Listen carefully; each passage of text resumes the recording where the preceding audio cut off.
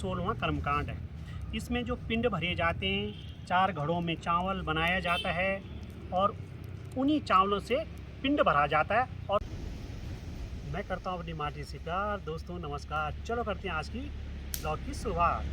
दोस्तों जैसे कि आप देख रहे हैं कि आग जल रही है, लकड़ियाँ लगी हुई हैं और एक खूबसूरत सी काली केतली में पानी रखा हुआ। आपको लग रहा है कि जैसे कि हम जंगल में पिकनिक मना रहे हैं, ऐसा कुछ है नहीं। दोस्तों हिंदू धर्म में जब किसी का स्वर्गवास हो जाता है तो 9वें 10वें 11वें दिन एक कांड करना पड़ता है, उसका नाम है कांड। तो दोस्तों उसके लिए कुछ चीज़ें ज़रूरी चाहिए, जैसे कि सामने गधेरा होना चाहिए, गधेरे में पानी होना चाहिए, लेकिन वो पूरा स्थान स्वच्छ होना चाहिए, साफ होना चाहिए। और उसके बाद वहाँ पे कुछ पूजन सामग्री और दोस्तों ये पूरी जो प्रक्रिया चलती है, इस प्रक्रिया को शुरू करते हैं पंडित जी। बिना पंडित जी के ये कार्यक्रम होना नामुमकिन है, असंभव है। दोस्तों ये जो वीडियो बनाया जा रहा है इसको सकारात्मक ढंग से लेंगे, क्योंकि दोस्तों हम लोग हिंदू सनातनी हैं और सनातन धर्म आदिकाल से चला आ रहा है और जो हमारे रीति रिवाज हैं वो रीति रिवाज हमारे इससे जुड़े हुए हैं। चलो, हिंदू धर्म में मनुष्य के जन्म से लेकर उसकी मृत्यु तक 16 कर्म अनिवार्य बताए गए हैं। इन्हीं 16 कर्मों को 16 संस्कार कहा जाता है। यह एक संस्कार निश्चित समय पे किया जाता है। पहला संस्कार गर्भधारण संस्कार। स्त्री और पुरुष के मिलन को गर्भधारण संस्कार कहते हैं, जो कि संतान की कामना और वृद्धि के लिए गर्भधारण संस्कार कहते हैं। दूसरा संस्कार है पुंसवन संस्कार। बौद्धिक और मानसिक विकास के लिए गर्भ में जब 2 और 3 महीने का बच्चा पल रहा हो तो उसे पुंसवन संस्कार कहते हैं कि बच्चा सुंदर और गुणवान पैदा हो। तीसरा है सीमांता संस्कार। गर्भ के चौथे, छठवें, 8वें महीने में किया जाता है कि जब शिशु गर्भ अवस्था में सीखने योग्य हो जाता है, उसके अच्छे गुण स्वभाव उसमें ज्ञान आए, इसलिए किया जाता है। चौथा जो संस्कार है जात कर्म संस्कार। बच्चे का जन्म होते ही बच्चे को घी और शहद सोने के चम्मच में खिलाया जाता है, जिससे कि कई प्रकार के दोष दूर होते हैं और वैदिक मंत्रों के उच्चारण के साथ ये कार्यक्रम किया जाता है कि बच्चा स्वस्थ और दीर्घ आयु रहे। पांचवा संस्कार है नामकरण संस्कार। ब्राह्मण के द्वारा शिशु का 11वें दिन नामकरण किया जाता है, जिसे नामकरण संस्कार कहते हैं। वह संस्कार है निष्कर्मण संस्कार।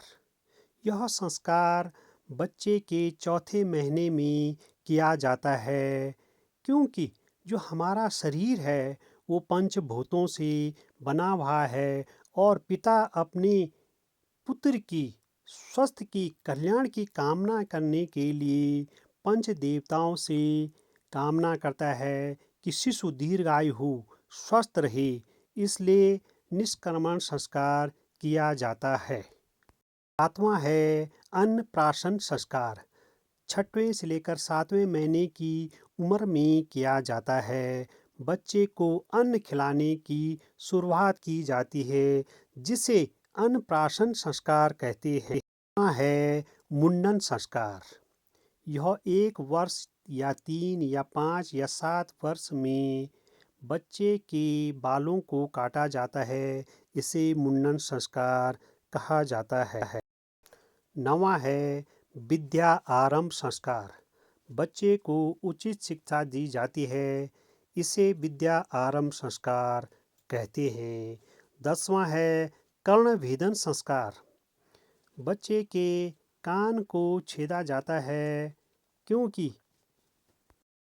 कानों में आभूषण पहनाए जाते हैं और कानों की जो नसें होती हैं सीधा हमारे मस्तिष्क से रक्त संचार होता है, जिससे कि मस्तिष्क का सर्वांगीण विकास हो सके कई रोगों से मुक्ति मिले, इसलिए कर्ण भेदन संस्कार किया जाता है।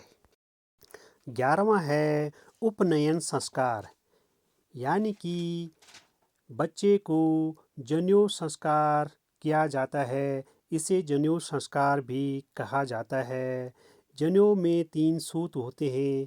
ब्रह्मा विष्णु महेश का प्रतीक होता है और बालक में ऊर्जा और तेज का संचार हो, इसलिए उपनयन संस्कार किया जाता है। 12वां है वेद आरंभ संस्कार। पठन पाठन यानी कि वेदों का ज्ञान दिया जाता है। इस संस्कार को कहते हैं वेद आरंभ संस्कार। 13वां है केशांत संस्कार, यानी बालों का अंत करना। विद्या आरंभ से पूर्व बालों को काटना पड़ता है, इसे शुद्धि होती है, इसे केशांत संस्कार कहते हैं। 14वां है समावर्तन संस्कार, यानी कि फिर से वापस लौटना। पहले समय में क्या होता था कि गुरुकुल होते थे और गुरुकुल से जब शिक्षा पूर्ण हो जाती थी तो फिर से वह समाज में आते थे, वापस लौटते थे, तब घर में संस्कार किया जाता था, उसे समावर्तन संस्कार कहते हैं।